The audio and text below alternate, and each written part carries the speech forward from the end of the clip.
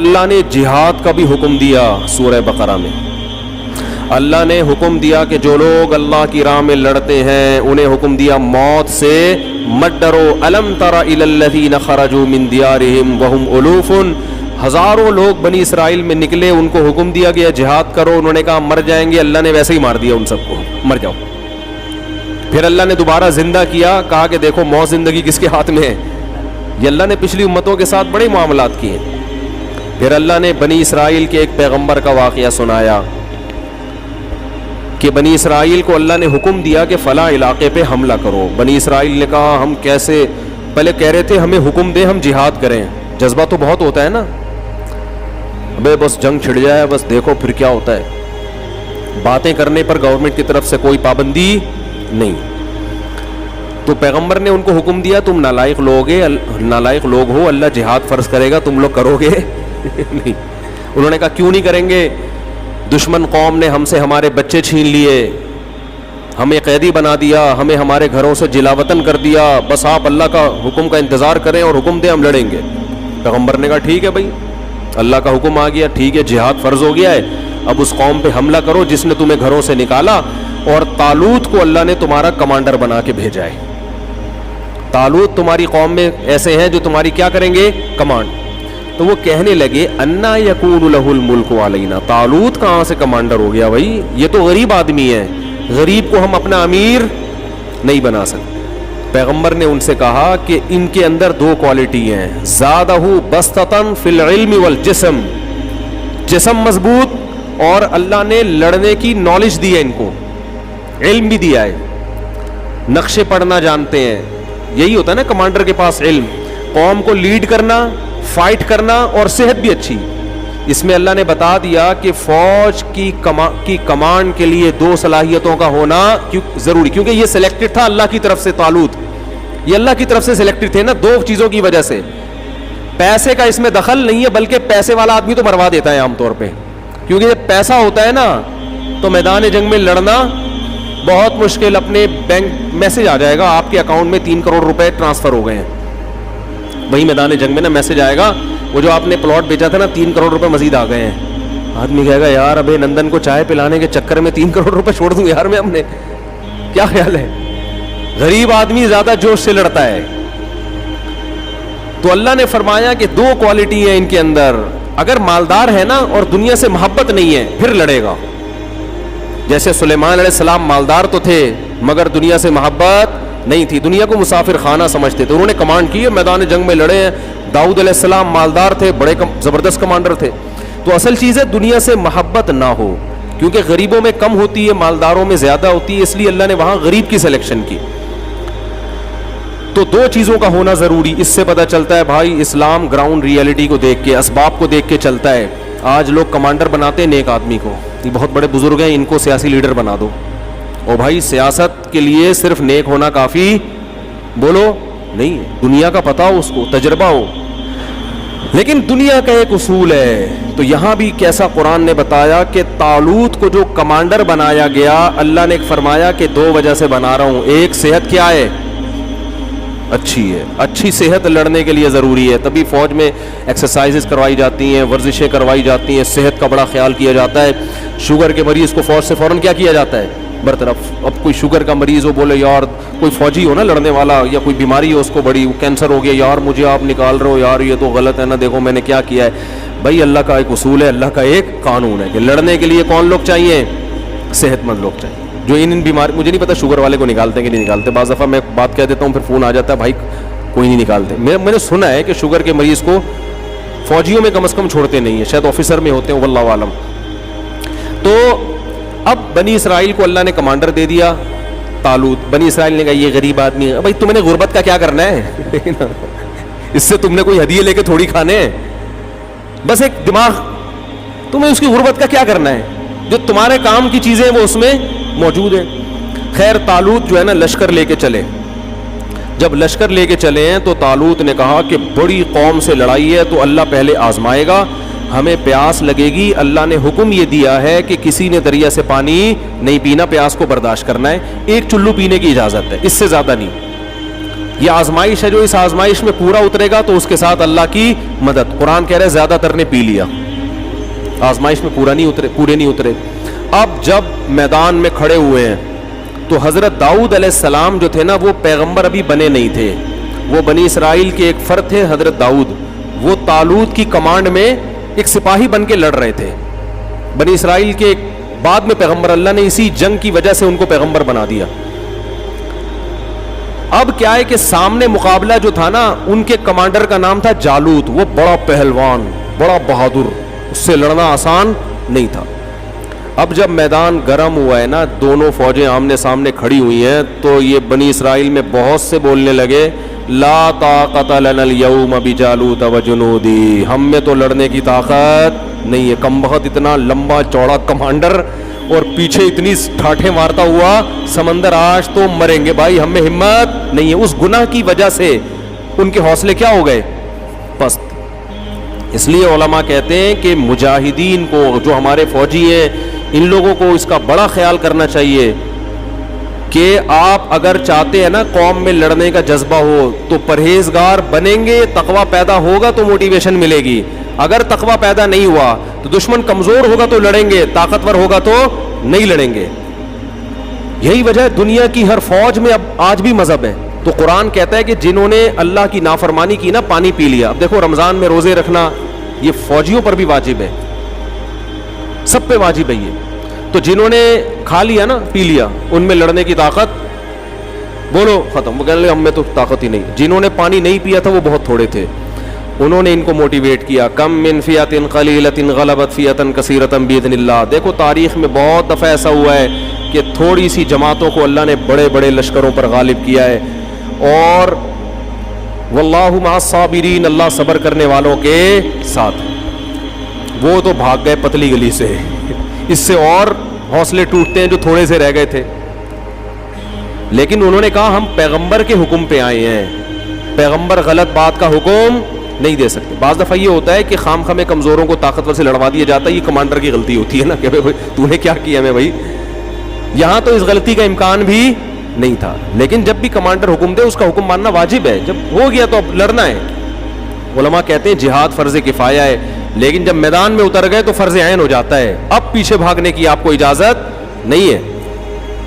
تو وہ جو تھوڑے سے لوگ رہ گئے تھے نا, اتنا بڑا لشکر, اتنے طاقتور, تو ان تھوڑوں نے لڑائی سے پہلے اللہ سے دعا مانگی, ربنا افرغ علینا صبرا. مجھے اس دعا میں بڑا مزہ آتا ہے مانگنے میں, ایسا مزہ آتا ہے, کیا منظر ہوگا وہاں, کیا دعا مانگی ہوگی. اے ہمارے رب افرغ علینا صبرا, ہمارے اوپر صبر کو انڈیل دے. یہ نہیں کہا کہ اللہ ہمیں صبر کی توفیق دے, نا نا نا نا نا, صبر کی توفیق سے کام نہیں چلے گا. بہت طاقتور ہے, بڑا مشکل ہے لڑنا اس سے, توفیق نہیں چاہیے. بالٹیوں میں پانی بھر بھر کے جیسے انڈیلا جاتا ہے نا, اس کو افراغ کہتے ہیں. کوئی برتن پورا کسی پہ الٹ دو, خالی کر دو.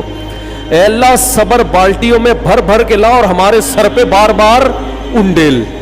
اتنا صبر چاہیے ہم کو, اس کے بغیر ہم لڑ نہیں سکتے.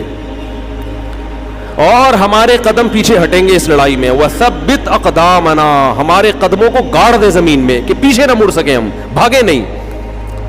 کیا خوبصورت دعا ہے یار, یہ قرآن کی بلاغت ہے. افرغ علینا صبرا, اے اللہ صبر کو ہمارے اوپر کیا کر دے, انڈیل, پھینک ہمارے اوپر صبر آسمان سے. وثبت اقدامنا, اور ہمارے قدموں کو جما دے. وانصرنا علی القوم الکافرین, اور ان کافروں کے خلاف ہماری مدد کر. کیا قرآن کے الفاظ ہیں. فہزموہم باذن اللہ, فا کہتے ہیں فوراً, تعقیب مع الوصل. یہ دعا مانگی اور میدان میں کودے. قرآن کہہ رہے فہزموہم, یہ نہیں کہا غلبوہم, دشمن پہ غالب آ گئے. نا نا نا نا نا, ایسے خاندانی لوگوں تھے اور ایسی پیاری دعا مانگی اور ایسا صبر دکھایا ان لوگوں نے کہ دشمن کو ذلیل کر دیا انہوں نے. ہزیمت کسے کہتے ہیں, ذلت, رسوائی, شکست. دشمن کو ذلیل کر دیا. وقتل داؤد جالوت, اور داؤد جو تھے اس فوج میں اتنی بہادری سے لڑے. ایسے موقع پہ لڑنا بڑا مشکل ہے, چہ جائے کہ انسان بہادری سے لڑے. داؤد ایسی بہادری سے لڑے کہ جا کے نا جالوت کو جا کے قتل کیا انہوں نے. واڑے واہ، یہ کیسا اسلام ہے یار، آپ کو کیا سکھا رہے ہیں بھائی؟ پیغمبر کے ہاتھ سے کون قتل ہو رہا ہے؟ تبھی تو ہندوؤں کو یہ باتیں ہضم، تبھی تو کہتے ہیں قرآن سے جہاد کی آیتیں نکالو. یہ اس قوم سے لڑ رہے تھے جس قوم نے ظلم کر کے ان کو گھروں سے بولو نکالا تھا. اگر مسلمان کی فائر پن ہی نکال دو گے میرے بھائی، پھر تو کوئی بھی ہمیں کچا کھا کے کسی بھی ٹائم ختم کر دے گا. قرآن کہہ رہے داؤد نے وہ بہادری دکھائی ہے کہ اس جنگ میں جا کے مارا کس کو ہے؟ جس سے سب سے زیادہ ڈر رہے تھے اسی پہ جا کے وار کیا کہ اس کو ماروں گا میں. تو لڑائی میں کامیاب ہوئے. یہ جو داؤد لڑائی میں کامیاب ہوئے صرف تقوی کی بیس پہ نہیں، پہلے سے ٹریننگ تھی، تربیت تھی، ایکسرسائز تھی، ورزش تھی، تیر اندازی تھی، ساری چیزیں ہوتی ہیں پھر میدان میں اتر کے انسان ایسے کارنامے کرتا ہے. اس میں تہجد بھی شامل تھی، اس میں دن کے روزے بھی تھے، اس میں اللہ کے سامنے رونا بھی تھا، اور اس میں اللہ کی عبادت اور شہادت کا جذبہ، اور سب سے بڑی بات ان سب کے ساتھ صحت بھی، ایکسرسائز بھی، ٹریننگ بھی.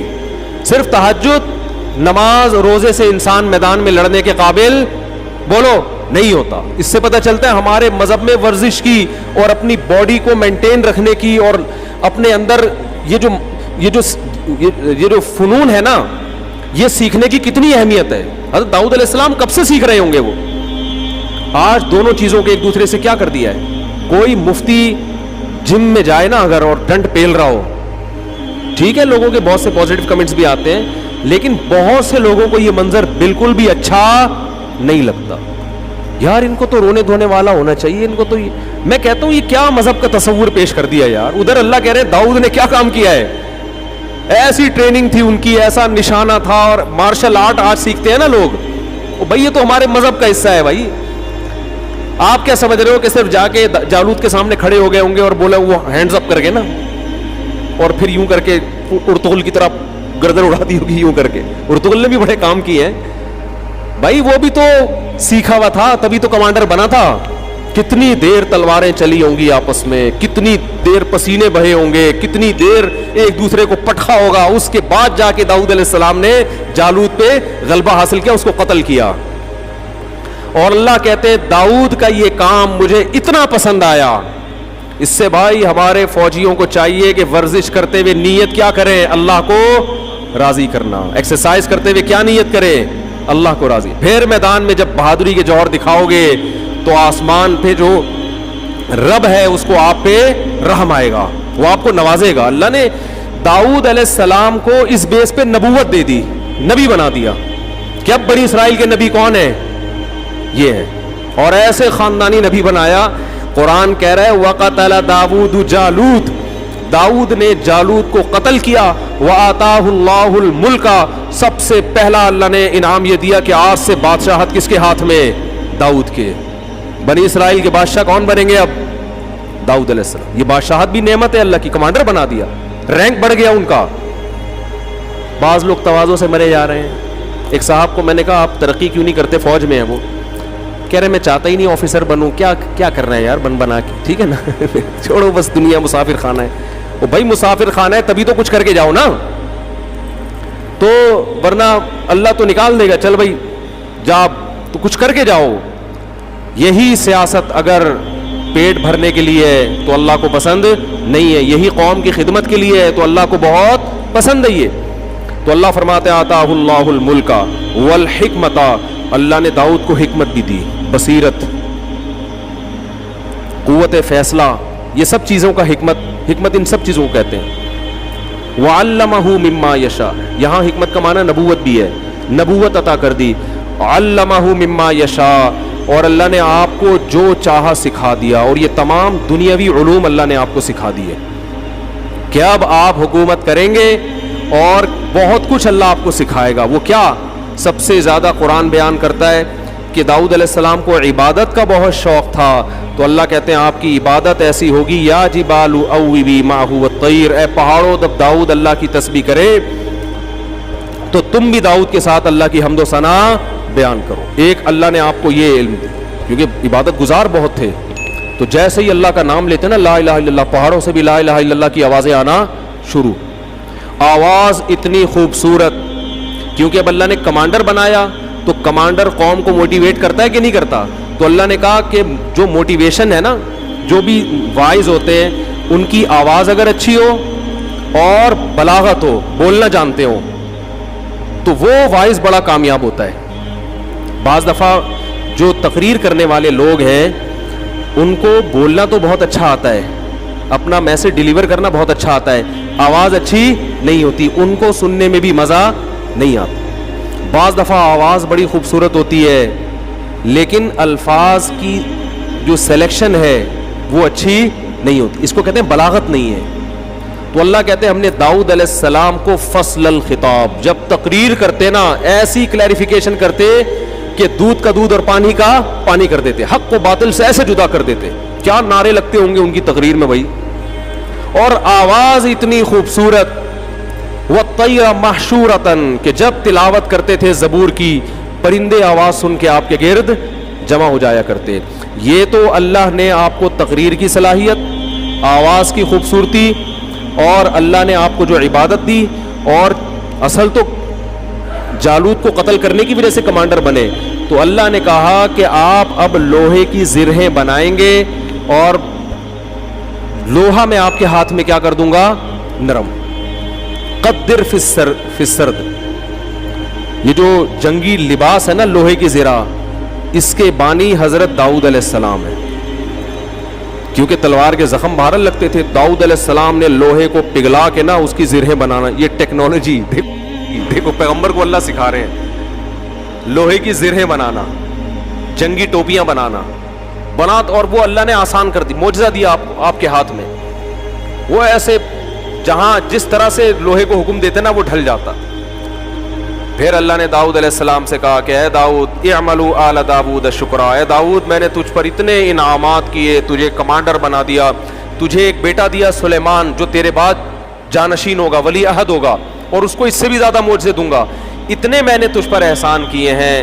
اعملوا آل داؤد شکرا, اے داؤد اور اے داؤد کے خاندان والو شکر ادا کرنا. قلیل من عبادی الشکور, شکر گزار بندے میرے بہت تھوڑے ہوتے ہیں. نعمتیں بہت سو کو ملتی ہیں لیکن نعمتیں حاصل کر کے اترانے والوں کی تعداد زیادہ ہے, شکر کرنے والے مارکیٹ میں شارٹ ہے. لیکن داؤد علیہ السلام کو تو قرآن نے گواہی دی کہ وہ شکر گزار بنے, جس میں اللہ نے بتا دیا کہ میں بہت سو کو بڑی بڑی نعمتیں دیتا ہوں لیکن وہ نعمتیں ملنے کے بعد اپنی اوقات بھول جاتے. تو یہ بڑا دلچسپ واقعہ اللہ نے بیان کیا ہے کہ اسی بیس پہ داؤد علیہ السلام کو حکومت ملی.